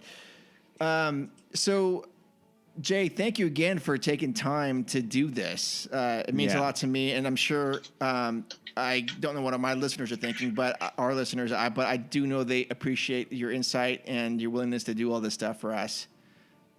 Oh yeah, it's a pleasure. Absolutely. Yeah, I enjoy talking to you guys again. It's been so long, and more so for Jessica because we missed out last time. But I did. I'm glad that I was able to get off and call in. Yes, definitely. Yeah. Thank you for inviting me. I appreciate you guys, and I listen to every episode. And you're making me nervous now. Yeah, so just things will, as I before Jess got on, Mark and I and Hootie had a little conversation, and my feeling is that the parks are taking a more positive direction now. Okay. Yeah, Jess Kitchen aside, I think everything else is going well in terms of like being more guest friendly, being more, I guess, family friendly, that kind of thing. And I think that you guys got to get back to the park soon, because I think you'll notice the change. There's a different vibe, and I know, Jess, are you going to be going? I know you said that you're supposed to be there today, but are you going to be going again soon as well? I'll probably try to go in June. I know my pass is blocked out in July. Okay. With the camera, Cat. Get out of the camera. That's Nola right there. Yeah, that's Nola. Yeah. I'll probably, because I'm blocked out in July, so I might do June, but I know I'll for sure do my yearly day before I go back to school in August. Take Cat out of the way. Awesome. And I'll go and do a solo trip then. So. Awesome. Well, my wife and I were going in June as well, so maybe we'll I don't know what days you're going to be there, but maybe we could. Meet up if we happen to coincide. We're going to go with her friends, and we can hang out, have a drink, or maybe not a charcuterie board because you're disappointed with them, but something else. We'll try something else, and if not, then maybe we'll indulge in some of the same food items at the same time period, and so we'll compare and contrast our thoughts. Yeah. Absolutely, yeah, that'd be awesome. I don't have a date. I usually just look at Southwest flights, see what's cheapest, and then book my way around that. Awesome. Yeah, I'd love that. All right, sounds great. All right, guys, well, take care, and thank you so much again for having me on, and look forward to talking to you again. Always a pleasure. All right, It was good to see you. All right, thank you, Jay, so much, and we will be in touch. Jay. Okay, bye. Bye. Okay, so I want to say thank you again, Jay Bratton, hanging out with us for an hour, a little over an hour, and for Jess coming in on her after her shift. Thanks, guys. Yeah. So again, listeners, if you want Jay to try something out at this next trip, he goes quite often, and he will be happy to try whatever. So please let us know, and we will pass it on to Jay, and he'll come on whenever. Yep, and then we got to break in the new LTP Hideaway. Yes, we got to come over to do the new LTP Hideaway. Yeah, you guys have to come over. So, well, hopefully the next one, right, when we do our call-in, that's what we're trying to do. Next one, hopefully, will be a call-in. We got to get that going again, and that's what we want to do for everybody. So, yeah. Yeah. Okay, well, listeners, thank you so much for taking the time to go on this episode with us. It means a lot to us. Mm-hmm. Again, if you want to leave us a review or stars, do it on whatever platform you have. Yep. And we will listen. We will respond. And that's... No, we never respond. We already did. Oh, yeah. Okay. But anyways, Jess, how can people find you? Oh, my gosh. It's been so long. Let's see. My Instagram is Storybook Jess. My Facebook is Jessica Farfan. And then for Facebook for the show is Leaving Today Podcast. 2 words, Leaving Today Podcast. And my Snapchat code somewhere on my Instagram, and I don't tweet. All right. Gotcha. Udi, for more witty banter, where can people find you? You can find me on my other podcast, The Mando Show. We are a Star Wars review podcast. We did our 100th episode, which should be out by the time this one is out. That was a fun one. We did what we call the Mandies, or the Mando Awards, which is we basically take Season 3, and we hand out a bunch of awards that go to nobody. Okay. But it was fun. It was always a good time. And then you can also find me on my socials, which are Twitter and the Instagram, which are both the same at HAXGOALIE, Haxgoli. All right. And you can reach out to us. You can send us email at info@leavingtodaypodcast.com or follow us on Instagram at Leaving Today Podcast. We have a Linktree on there with everything for Patreon, for our TeePublic. So, yeah, that we have all that stuff. We don't really tweet. I did tweet once, like in the last couple of weeks, for the first time ever. Feel weird? Yeah, it felt very, very weird. But hopefully we might start utilizing that again. Who knows? Yep. But that is going to wrap up episode number 174. Yep. Gosh. Okay. Friendly reminder. What's Anybody needs to come on, we're here. Anyone that wants to come on, be here. Yeah. And check your socials. We will be doing a live show soon. And again, for the next, the last plug for Castle Life Creations on their next drop, be sure to use LTP fans on checkout for 15% off of your order. Absolutely. That's a big deal. Thank you again, Carrie. Thank you again, Carrie. With that, we're going to wrap this one up. We love you, adventures out there, and we'll see you in the parks. Bye-bye. See you. Ladies and gentlemen, boys and girls, Disneyland is now ended its normal operating day. We hope you enjoyed your visit to the Magic Kingdom and that the memories you've made will bring you back again soon.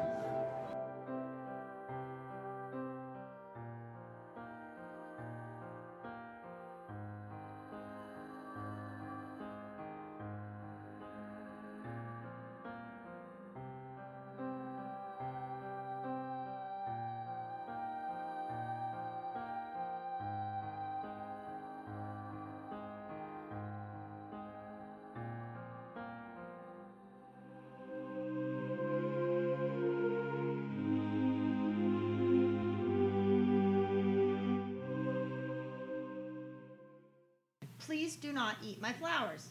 Booty's gonna spank your butt. Somebody take these. How many of these? Mark. No. They're going in the trash. Mark. My body's just stiff. It's okay. I can make it work. But then when you pet her, she bites you. Oh, well, that I have no control over. Why you gotta ruin everything? We'll give it a bit. Yeah, give it a second. Okay. Woo! Put your phone away from your stuff. Kitty. It's like a breath of fresh air. Boy, was my face red.